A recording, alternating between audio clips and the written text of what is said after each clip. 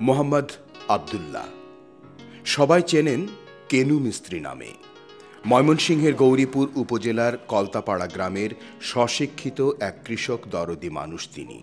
৭০ বছরের এই প্রবীণ মানুষটি একটার পর একটা দরকারি কৃষিযন্ত্র আবিষ্কার করে চলেছেন।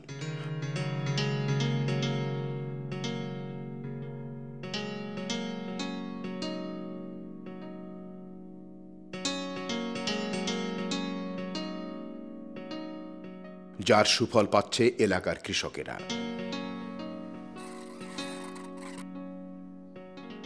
মানুষটি স্বপ্ন দেখেন একদিন নিজের একটি কারখানা হবে। জিহাঞ্জ সুখবর প্রতিদিন।